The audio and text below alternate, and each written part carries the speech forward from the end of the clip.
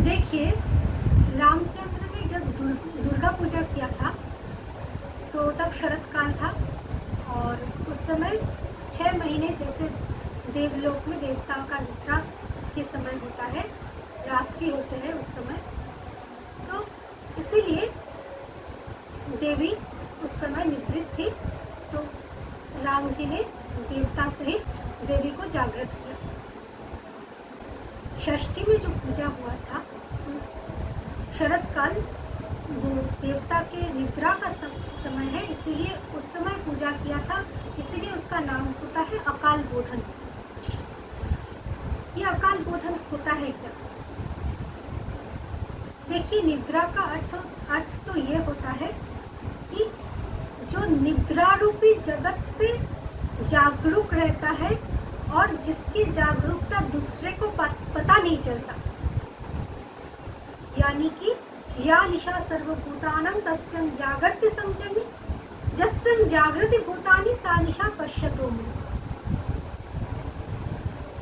संयमी मुनि ज्ञानी परम ज्योति जिसमें जागृत रहता है, महापुरुष महात्मा जिसमें जागृत रहता है, जिस समाधि में, उस समाधि क्षेत्र दूसरे के लिए निद्रा समझ होते हैं, क्योंकि यह षष्ठ इंद्रिय तब लय रहता है,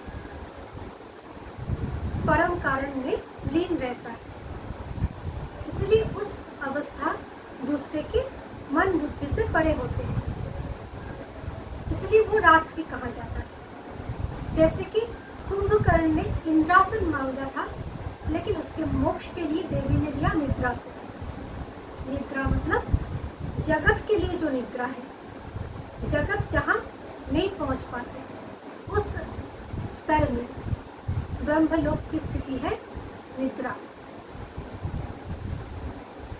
तो उस परम ज्ञान स्वरूप में जागृत रहना,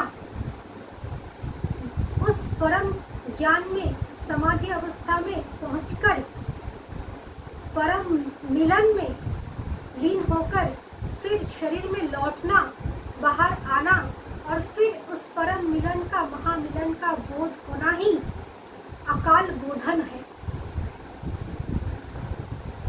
कालातीत अवस्था में पहुंचकर फिर लोक शिक्षा के लिए, अपने अंदर के प्रजा की शिक्षा के लिए, विस्तार के लिए और अपने अंदर के सारे प्रजा के मोक्ष के लिए फिर लौटना, उस बोध को लेकर वो होता है अकाल बोधन।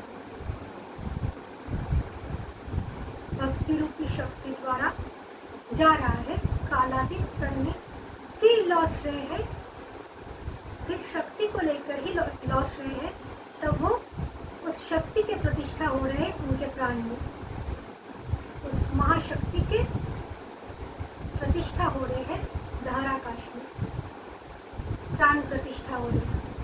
तो इस बोध स्वरूप प्राण प्रतिष्ठा जो कालातीत होकर काल में आकर होता है, हृदय में, हृदय मंदिर में अथवा मंदिर में प्रतिष्ठा होता है, उसे कहा जाता है अकाल बोधन। तो आप सोच लीजिए कि दुर्गोत्सव, दुर्गा पूजा, नवरात्रि कहाँ होते हैं?